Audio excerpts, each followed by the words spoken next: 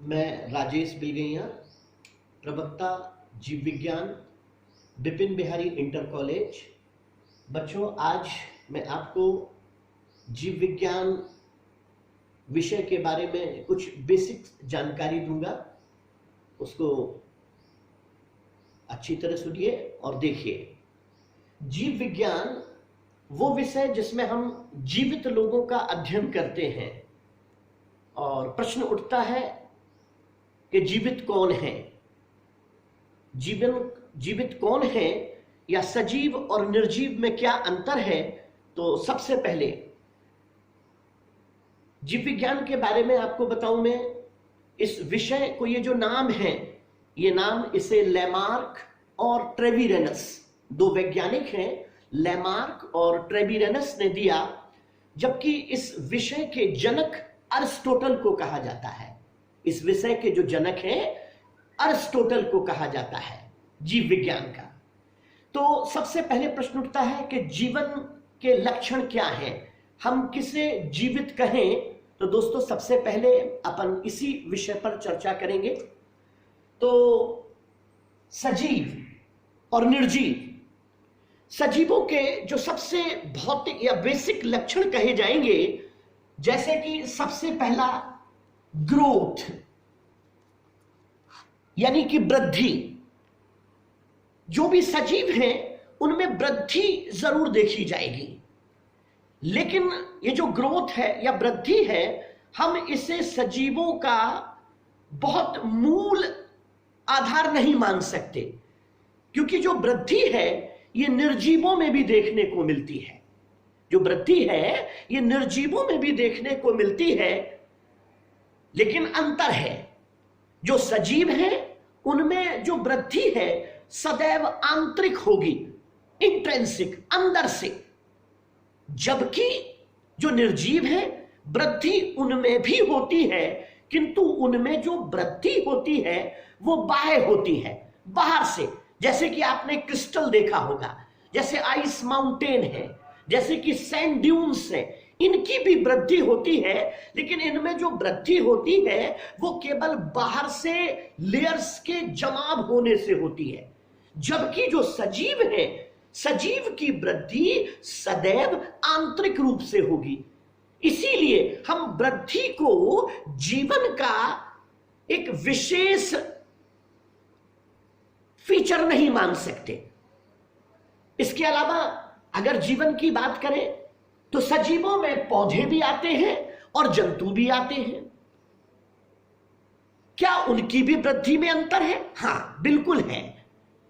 जो जंतु हैं उनमें वृद्धि एक निश्चित काल तक होती है, जबकि जो पौधे हैं उनमें जो वृद्धि है वो अनिश्चित काल, वे जब तक जिएंगे जब तक उनमें वृद्धि होती है। अब आप पूछेंगे ऐसा क्यों? तो चूंकि पौधे जो हैं उनमें कुछ विशेष ऊतक पाए जाते हैं, टिश्यू, जिन्हें हम मेरिस्टेम कहते हैं, जो कि पौधों के अग्रभागों पर पाए जाते हैं, या जिन्हें हम एपिकल मेरिस्टेम कहते हैं, जिनमें लगातार वृद्धि होती रहती है। और इस वजह से पौधों की वृद्धि उनके पूरे जीवन काल में होती है, जबकि जंतुओं में वृद्धि एक निश्चित समय पर आकर रुक जाती है। मैंने कहा, क्या हम वृद्धि या ग्रोथ को जीवन का विशेष आधार मान सकते हैं? तो मैं कहूंगा नहीं। क्यों? क्योंकि वृद्धि आपने सजीवों में भी देखी और निर्जीवों में भी देखी, इसलिए हम वृद्धि को मूल आधार जीवन का नहीं मान सकते हैं। अब दूसरा फीचर जो सजीवों का मुख्य लक्षण माना जाता है, रिप्रोडक्शन। रिप्रोडक्शन यानी हिंदी में जिसे आप जनन कहते हैं।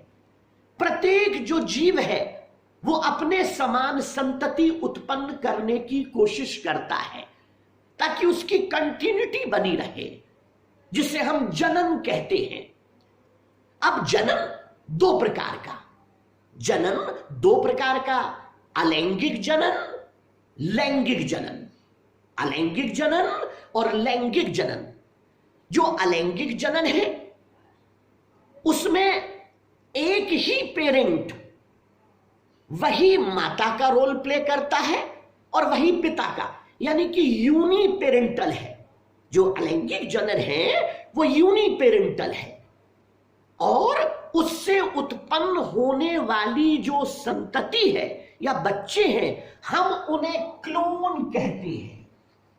क्या कहते हैं?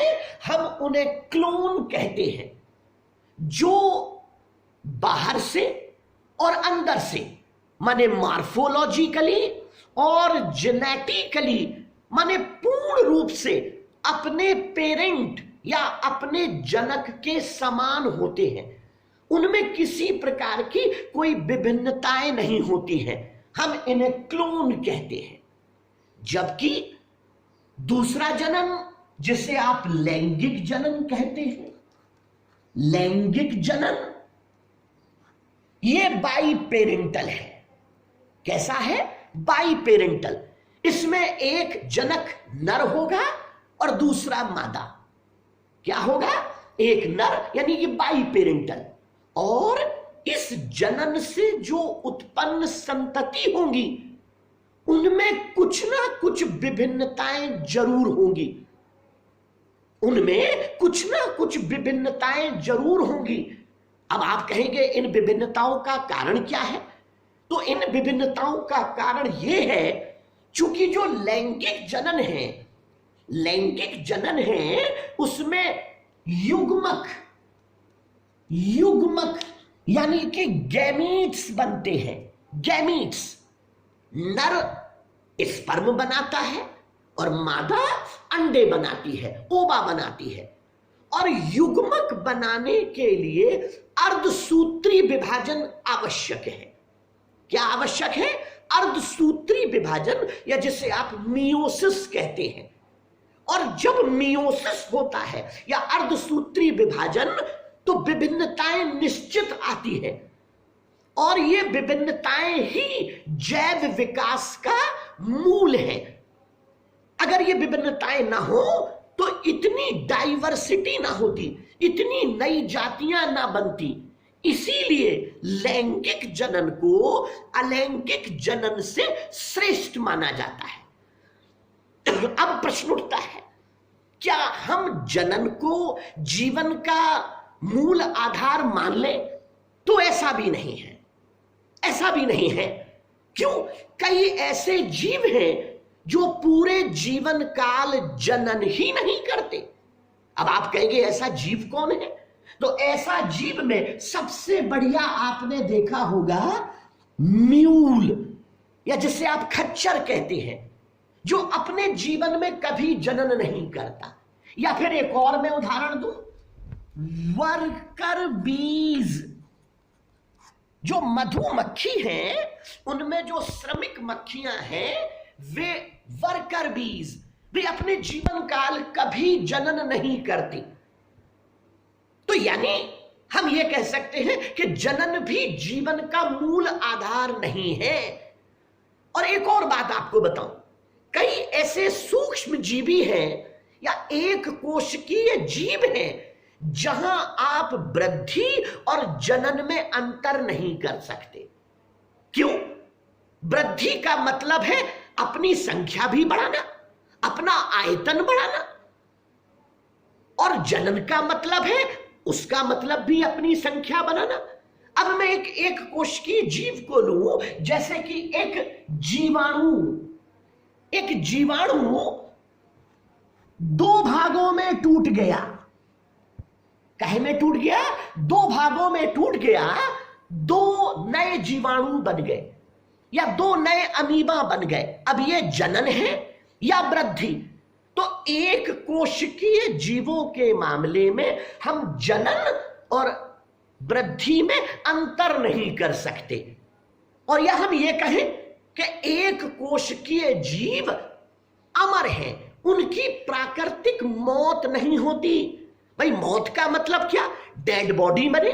और यहां आपने देखा कि एक जीवाणु दो संतति कोशिका में टूट गया, कोई डेड बॉडी तो नहीं मिली। तो निश्चित तौर पर वृद्धि और जनन को हम जीवन की मूल आधार नहीं मान सकते। अब दोस्तों आप पूछेंगे कि फिर जीवन का मूल आधार क्या है, हम किसे जीवित कहें? तो अब मैं उन पहलुओं पर आ रहा हूं। उसमें सबसे महत्वपूर्ण जो चीज है उसका नाम है मेटाबॉलिज्म या उपापचयी क्रियाएं। उपापचयी क्रियाएं ये वे क्रियाएं हैं जो हर जीवित कोशिका में निश्चित तौर पर होंगी। निश्चित तौर पर जो जीवित है उसमें ये क्रियाएं जरूर होंगी। अब ये क्रियाएं कहां होंगी, उसके लिए एक फील्ड चाहिए और वो फील्ड है जीव द्रव्य। क्या है वो? जीव द्रव्य। जीव द्रव्य को जीवन का भौतिक आधार कहा जाता है। ये बात हक्सले ने कही, जहां जीव द्रव्य वहां उपापचयी क्रियाएं। तो निश्चित, और जीव द्रव्य कहां होगा? ये कोशिका के अंदर होगा। तो निश्चित तौर पर कोशिका जीवन की रचनात्मक एवं कार्यात्मक इकाई है।